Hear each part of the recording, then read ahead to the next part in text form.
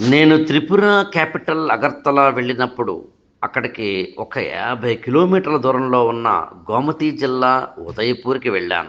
ఉదయపూర్ అంటే lake city అంటారు. చక్కటి సరస్సులు, చక్కటి టెంపుల్సు ఉన్న అత్యద్భుతమైన ఒక మంచి నగరం. భారతదేశంలో ఉన్న అత్యంత మహోన్నతమైన, పవిత్రమైన, శక్తిమంతమైన శక్తి పీఠాలలో ఒక శక్తిపీఠం త్రిపుర సుందరి దేవాలయం ఉన్న నగరం ఇది. నేను ఆ గుడికి వెళ్ళడానికన్నా ముందు రమేష్ స్కూల్ అని ఇక్కడే ఉదయపూర్లో ఉన్న ఒక గవర్నమెంట్ ఎయిడెడ్ స్కూల్కి వెళ్ళడం జరిగింది. గౌరవనీయ త్రిపుర గవర్నర్ మాన్య శ్రీ ఇంద్రసేనారెడ్డి గారు మన తెలుగు ఆయనతో కలిసినప్పుడు గవర్నమెంట్ స్కూల్ పిల్లలు, అలాగే రాజ్భవన్ లాంటి వాటిలో ఉండే శ్రామికుల కార్మికుల పిల్లలకి ఏదైనా ఒక మంచి దిశానిర్దేశం చేసే కార్యక్రమం చేపడదామా అని అనడం కూడా ఈ స్కూల్కి విజిట్ చేయడానికి కారణమైంది. రమేష్ ఏమో తెలుగు పేరు, త్రిపురలో తెలుగు పేర్లు ఉండే అవకాశం లేదు అనిపిస్తుంది నిజానికి. కానీ ఇక్కడ ఒక ఆయన ఆ పేరుతోటి స్కూల్ని స్టార్ట్ చేయడం జరిగింది.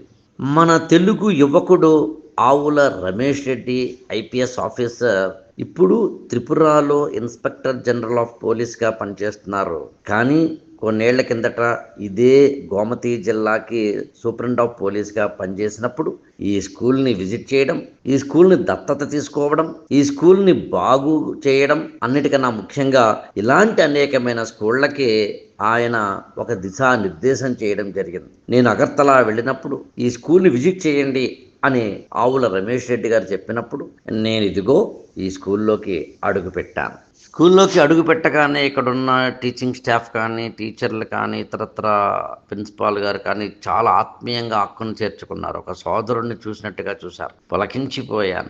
కేవలం ఆ స్కూల్ని విజిట్ చేయడం మాత్రమే కాకుండా అక్కడ ఉన్న ఒక క్లాస్ రూమ్కి వెళ్ళి అక్కడ ఉన్న పిల్లలతోటి మాట్లాడడం జరిగింది. నిజానికి వాళ్ళకి హిందీ కానీ లేదా తెలుగు కానీ రాదు. నాకు తెలుగు తప్ప ఇంకేమీ రాదు. అయినా వచ్చిన భాషలో ఇంగ్లీష్లో చక్కగా వాళ్ళకి ఒక అరగంట పాటు వ్యక్తిత్వ వికాస కార్యక్రమాన్ని, కెరీర్ గైడెన్స్ ప్రోగ్రామ్ని ఇవ్వడం జరిగింది.